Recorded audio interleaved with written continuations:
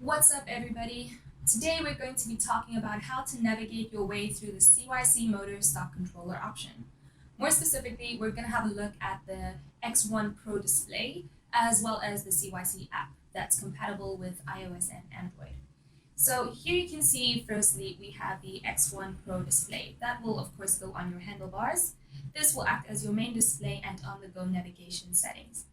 Next, we have the smartphone over here to display the CYC app, but we'll get into that a little bit later on in the video. And finally, we have the X1 Pro Gen 2 motor over here, just for display. Starting with the X1 Pro display, the first thing you'll see is the 3 buttons on the left-hand side. The top one has a little upwards arrow, the middle one has a little circle, and the last one has a downwards button.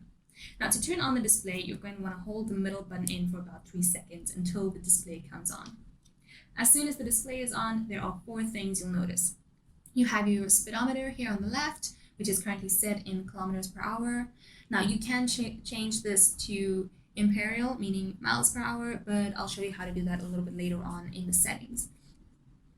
Next, you'll see this one here at the right-hand side, something called PAS. Now PAS stands for Pedal Assist System, and it also tells you in which gear you are in. At the bottom here, you'll see the odometer. Of course, this shows you the distance done on the bike until you reset this, which I'll also show you how to do a little bit later on. And finally, you'll see these red bars that move around the rest of the information. This shows your battery level. As you can see, my battery level is currently quite full, but as my battery level goes down, so will the amount of red bars. As you can see, I've already lost 1 red bar over here, so yeah, that's going to change. Now, let's go a little bit further into this. When we press the middle button once, you'll see that my odometer changes to mode. We're currently on mode 1, which is the default. Let's press the middle button again, and it will change to RPM. Then to your trip time, displayed in minutes and hours. Next, it shows you the motor current, then the voltage, and finally, it will show you your trip distance, currently set in kilometers. Now, let's press this one last time to get back to our default screen. So on this display, you'll mainly want to change 2 things. You want to change your mode and your gear, or PAS. So let's start with our gears. At the moment, our PAS shows 0, which means you are in no gear or in neutral. You can, of course, change these gears like you would a car or a motorbike just by pressing the up buttons and the down buttons. Easy as that. Now you'll notice if I go 1 more down from 0, I'll get to something called an A, which is for automatic. So that's really quite nice to have that option to switch between manual and automatic. Your automatic gears are basically determined by your degree of pitch, so it'll pick up to what angle you're riding and switch the gears automatically according to that. Now bear in mind, when you want to pull away or when you're driving slowly, you want to have it set in a lower gear to avoid any accidents. So your default gear is 0, but make sure when you're pulling away, you'll have it in 1 and not say gear of number 5, because the same as with a car or a motorbike, you're not going to be pulling away in 3rd or 5th gear, right? So yeah, just set it to a lower gear when you are pulling away. Now, as you can see, our gears go all the way up to the 5th gear. Now you can actually change the amount of gears that you have in your mode settings, which we'll get to a little bit later on. So let's say for mode 1, you'll have 5 gears, for mode 2, you'll have 9 gears, and for mode 3, I don't know, you can have 5 gears again. So you can set the amount of gears, anything from 0 to 9 gears, but we'll show you how to do that a little bit later on. Now, to change your mode, you're going to want to hold up this little topwards arrow button over here. And if you hold it in for about 3 seconds, you'll see it change to mode number 2. Hold it in again, it's going to change to mode 3. It's all pretty straightforward so far, right? Now let's dive into the app a little bit more just to show you how much you can actually customize your experience. Just so you know, you can also use the app as a secondary dashboard if you have a clip for your phone on your handlebars, or simply just slip the phone into your pocket. Either way, it's really up to you. So first things first, we want to go into our app. As you can see here, maps over there, just click on that. There we go. As soon as you open your app, you'll notice the dashboard. Now before I go through all of this, we want to connect our app to our motor. So I'm going to go ahead and press on settings right there. You'll see it highlights red as soon as you click on it. Now, before you get started, you need to make sure that your Bluetooth is on. As you can see, there we go, my Bluetooth is on. And you can see over here, it says no device connected. Go ahead and press the search button and wait for it to load. And there we go. There's my CYC motor right there. Click on that. and wait for it to load for about 3 to 5 seconds. Great, we are now connected and the app is working with the motor. I'm going to start with what we see here after it's connected before going to the dashboard and all the other settings down below, because quite frankly, this is where you'll set up basically everything. You can now see 4 main settings. We have general settings, modes, sensors, and batteries. Modes look familiar because it correlates with our mode over here. Let's quickly change the mode just to show you. There we go. So that is what they mean by mode. Okay, at the very top, we're going to start with our general settings. So let's go ahead and click on that. At the very top, we'll see the category title, and we have that little save button. So of course, when you finish with everything, don't forget to hit the save. And yeah, so to make sure that you don't lose any of your progress. The next thing you'll see is your display rate.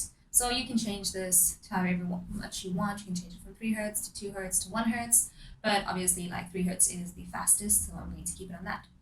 The next one you'll see is your display unit. The default is metric, but you can of course set this into imperial if you want, and just click on it to change, but I'm going to keep it in metric because that's the one that I'm familiar with the most.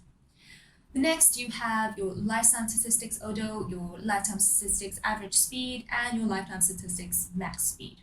So what this all means is, as soon as you start your trip, basically you have your odometer, which means this is your collective distance that you've done with the motor so far. You can obviously reset this if you want to. You also have your average speed and your max speed. So your maximum speed is literally the fastest that you have gone, on your trip so far. You can reset this all. So if you want your odo to go back to 0 or all this to go back to 0, easy enough. Next, you can see here the motor direction. It's default set to anti-clockwise, and you do have the option to change this to clockwise, but don't change this at all, because if you do change this to clockwise, it will not work. CYC has only installed this option for future updates. So once again, don't change anything here, otherwise your motor will not work. It won't break it, but it's not going to work. The next one we have is our language settings, so you can choose whichever one is preferable to you. We have German, French, Italian, Russian, and Spanish. I'm going to keep it on English because I don't speak any one of the other ones. Would be great if I did, but either which way. The next one you have restore all settings to default. So if you've made a bunch of changes and none of it's working for you, you can reset everything to default just by pressing that little red button over there. Now, this last section is actually pretty cool. So what you can do here is basically share your settings with your friends. So you have 2 options here. You have load entire settings with code, and you have generate settings code for sharing. So let's say your friend did this one, okay? Pressed on that little copy button over there, and that generates an entire code for you. So you'll copy that code and paste it onto, your clipboard, or you can paste it into WhatsApp or email, or however you want to share it, but basically it's going to generate an entire code. Now, once you've received this code from your friend, you can enter it over there and just select copy and paste from your clipboard or from wherever you received the code. And as soon as you hit enter, basically that's going to generate a whole settings file for you according to that code. So this is really cool because you and your friend might have, different bikes, but you have the same kind of setup. So your friend can send you his settings files, which he said works really, really well with him, and you can enter that here. So that is going to, if your friend shares his settings file with you and you choose to enter it there, it is basically going to affect all of your settings, from your mode settings, your sensors, your batteries, your language settings, literally everything except for your statistics like your lifetime odo, your max speed, and average speed. So it's going to affect everything except your statistics. So at the bottom here, you have your control version, and very bottom there in the middle, you have the app version. So this is version 2.0.7, and of course, CYC will be bringing out new versions, how we make it better, and yeah, keep on evolving. So I'm not going to save anything here, just because, well, there's nothing much that I've changed anyway. But if you do want to save, just save, and obviously say confirm. So I'm going to go back. Next up, we're going to look at our mode settings.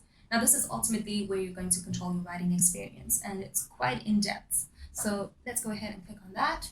At the very top, you'll see you have modes, you have your little save button, and here you can choose from mode 1, mode 2, and mode 3. So it really depends. You can then choose your mode. As you can see, we are selected on mode number 1, and I'm just going to keep here.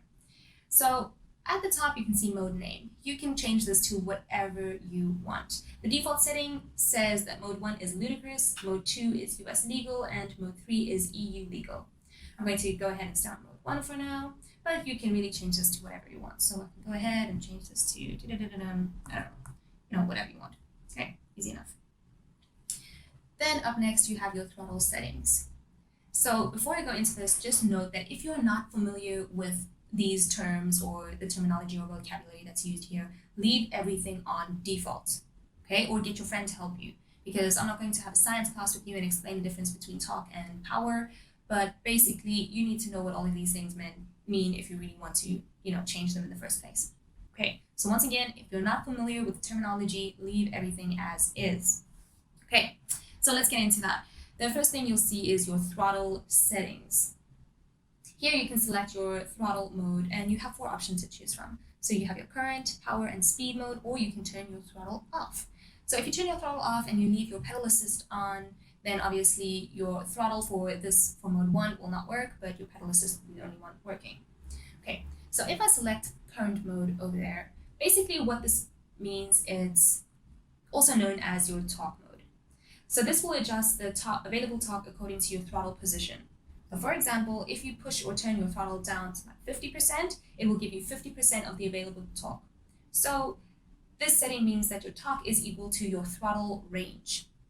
Okay, next let's select power. The same goes for power, except you will replace torque with power. So opening your throttle to 50% will give you 50% of the available power. Next, we have the speed setting, which relates to your RPM and your current. Now, for example, if your RPM limit is set to 10,000, then opening up your throttle 50% will ensure that the motor runs at 5,000 RPM and that the motor current will not exceed 50% of the maximum current. So basically, this will limit your motor current and the motor speed based on your throttle range. And then if you have it off, like I said, you can actually just turn off the throttle and nothing will happen. You can still adjust the settings for this, however, even if it's off, but obviously nothing will be activated until you choose one of these modes. So let's keep it on speed, which is default. Next, you have your throttle power limit. So this is obviously measured in watts. We do recommend keeping this on default, but obviously your power limit will be higher if you change this to like 5,000 watts or whichever one is, your preference. You can have it anything from 0 to 700 watts. So adjust that according to what you want your power limit to be.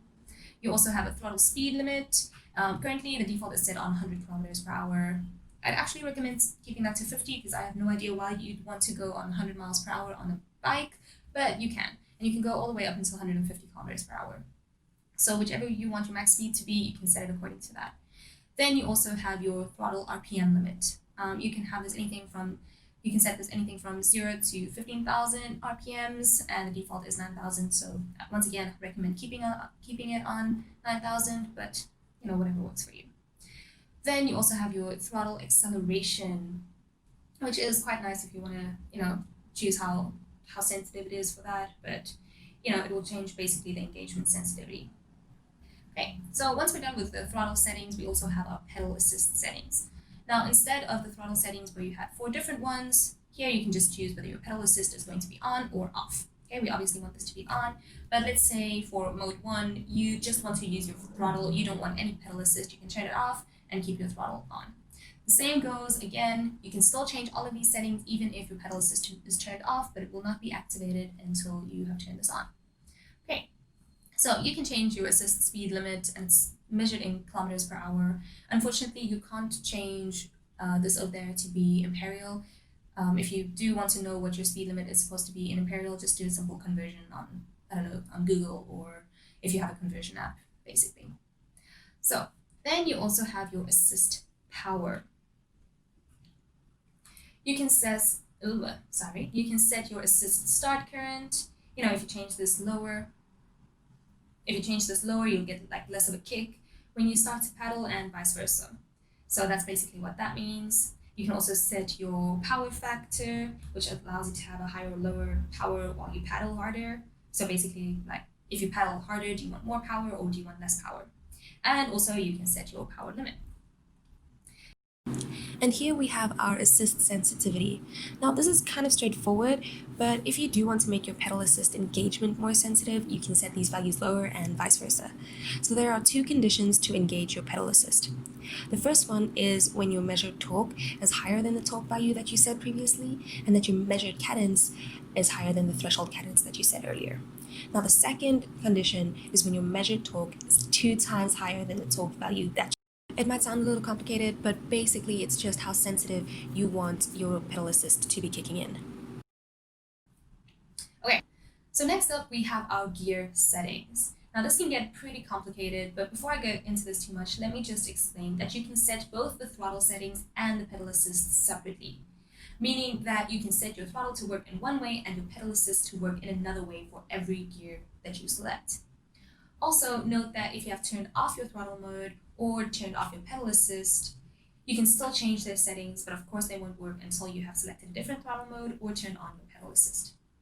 Okay, so going all the way back, you can firstly set your maximum gear number, and you can have the amount of gears that you want, anything from 0 until 9 gears. So I selected 5 over here, so in mode 1 I will have 5 gears. Now let's say you want 9 gears in mode 2 and 9 gears in mode 3, you can set it exactly to how much you want. Okay, now here you see something called throttle gear. First things first, what you're going to do is select your gear that you want to change or that you want to make settings or adjustments to. So I'm going to select gear 1 here for demonstration.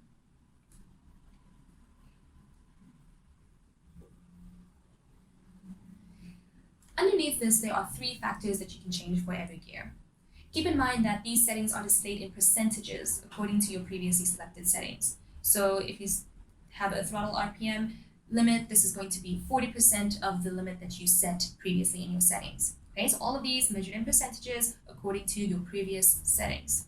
Okay, the first one you can set is your throttle RPM limit. So for gear 1, if you want it on 40%, you can set it to that. Otherwise, if you want your gear 1 to be on, let's say, 30%, you can have that. Great. Why do that? Okay, there we go. The next one, you can also change is the throttle power limit. This can be whatever you want it to be, but obviously I do recommend that you keep this on 30%. And the last thing that you can change is your throttle phase current limit, also measured in percentages. So after that, you can also set your throttle automatic gear. So remember, when you press down, you'll actually go into A, which is your automatic gear, and this works according to your degree of pitch. So at the bottom, you can still set exactly the same 3 settings, your RPM limit, your power limit, and your phase current limit, but you can set this according to your degree of pitch. This is selected in degree of intervals of 2.5 degrees. So let's say if you select, when you're going at between 10 to 12.5 degrees uphill, you can change these according to what you want. Okay. Default is quite nice, so yeah, I recommend not playing around with that too much, but either way, you can if you want to. Now, the next thing we have over here is our pedal assist gears. So the same thing goes, you can change your gears to whichever you want, or to whichever one you want to change. Oh, why did it go down? There we go. But I'm going to just keep it on gear 1 for demonstration purposes, but it's quite nice. So over here, you can set basically the same settings just for your pedal assist. You can change your phase current limit, your start power, and your power factor. Now keep in mind, these are also displayed in terms of percentages according to the previous limits that you set. Okay. You can also set your pedal assist automatic gear.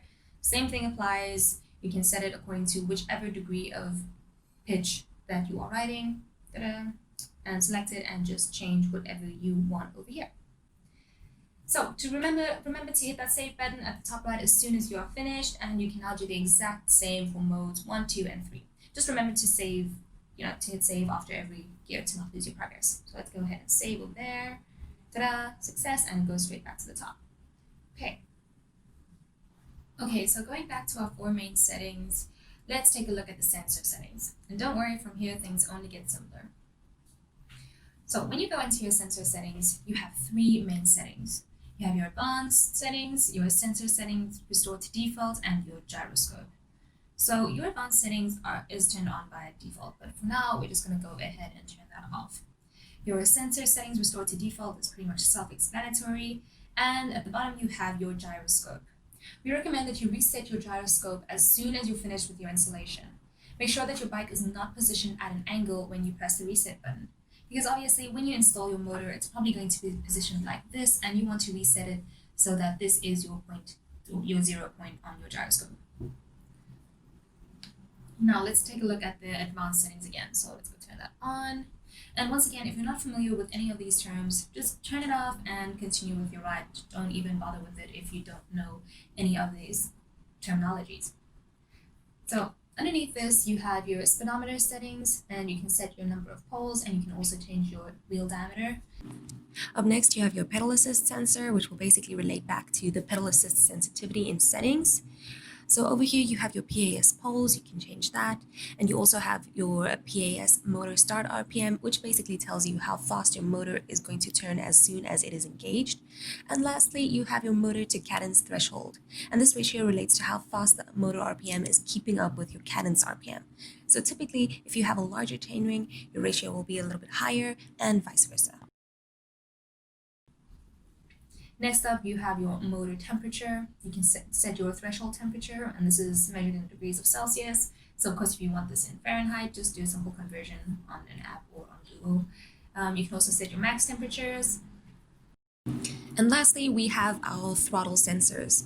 So over here, you have your 0 throttle threshold. Now just be careful when you're playing around with these settings, because if you set this too low, your motor might stay engaged even if you're not turning the throttle.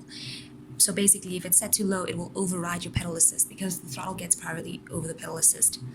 Next up, you have your full throttle threshold. Now also, if you set your full throttle threshold too low, just be careful that you might reach your full power halfway through your throttle range. And lastly, you have the full throttle threshold. And that's basically it for your sensor settings. But once again, we do recommend that you keep all of the advanced settings on default unless you made some major adjustments or however you want your setup to be. But basically, keep this on default if you have no idea what it means. Or if you did change something by accidentally, just reset it. Okay, so remember, when you're finished here, just save, continue, and let's get back. Let's go to the final category in our settings, which is batteries over here. So you'll see at the top you have your stock battery, and this is automatically on default on Y, which means yes. If you change that to no, then well, you're done here. Just remember to save if you choose to. Now let's keep this on yes, and basically you have 3 options. You have your cell chemistry, click on that, and you have your options down here below.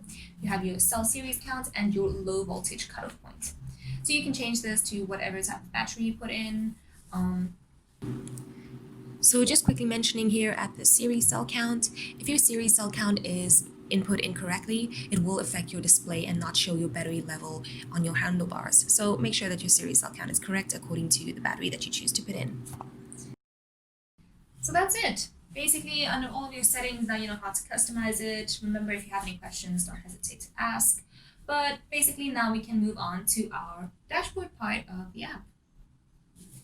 Next up, let's hit this little button over here with the 3 vertical lines. Now, there we go. You see it highlights red. The thing about this is actually quite useful. This is recording your motor status. Now, at the top, you'll see the CYC logo. You'll see the sign that says record, and you have your little timer here on the right. Now, all these things at the bottom is basically what you want to record during your trip. Now, you have a bunch of different options, and you can literally select whatever you want. Let's say I want to record my motor power, motor temperature in Celsius, or you can select it to be it in Fahrenheit. Control the temperature. You can choose to, select your pitch, throttle, and then there's a couple of other things underneath the rider status, which is already pre-selected, like calories burned, altitude. You can also select your human pedal power, whichever one you want. Also, you can select some battery options and your trip time options.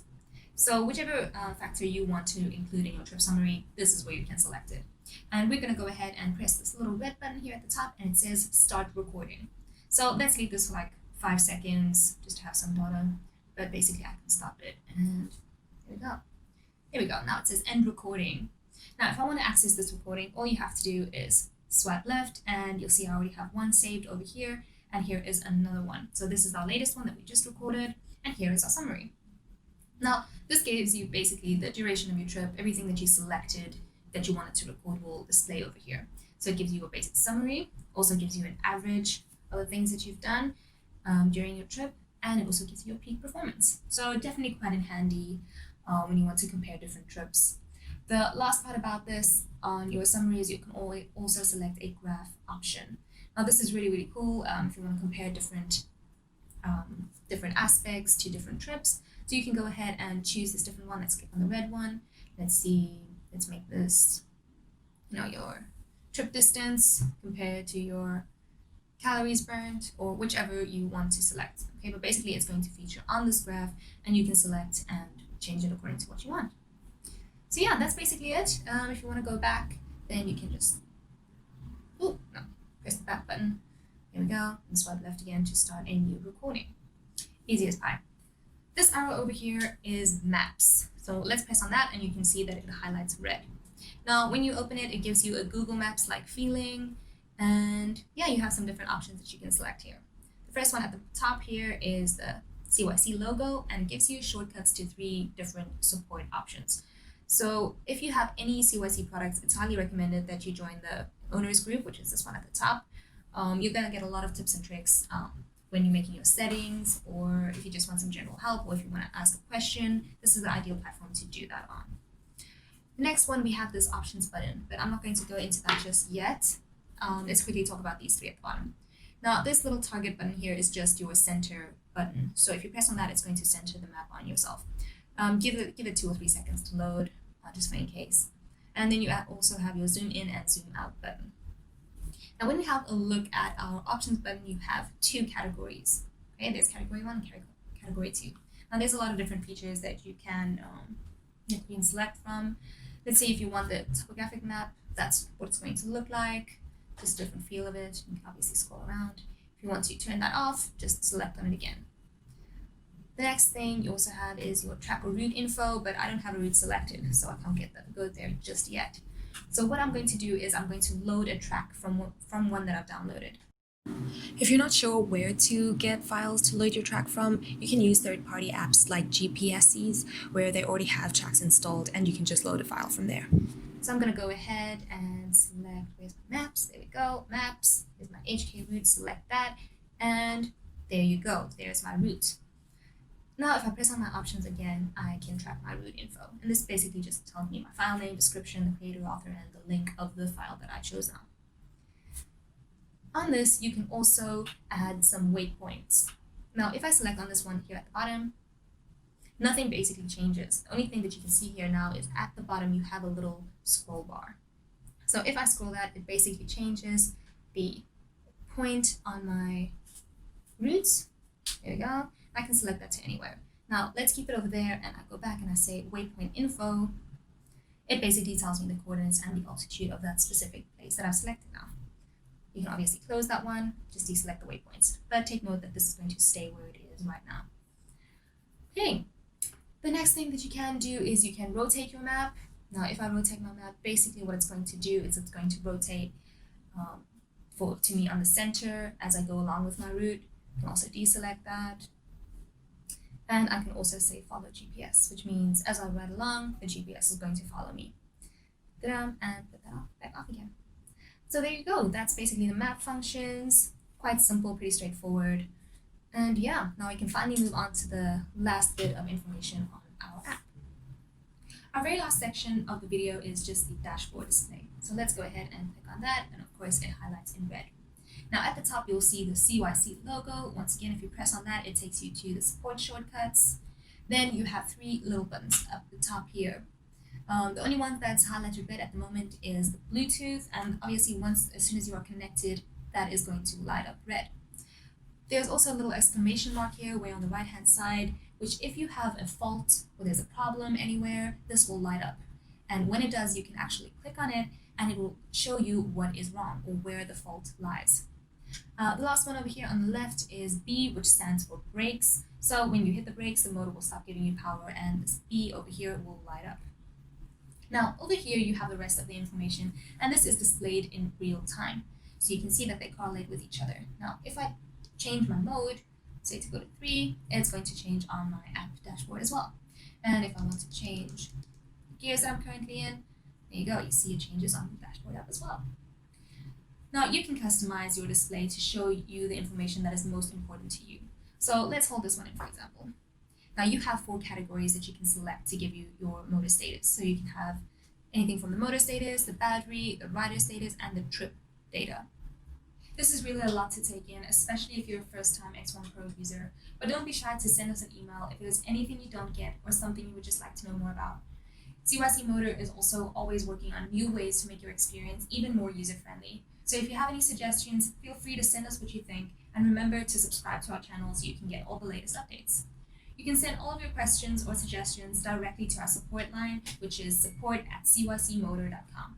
Thank you all for watching, and I'll see you next time.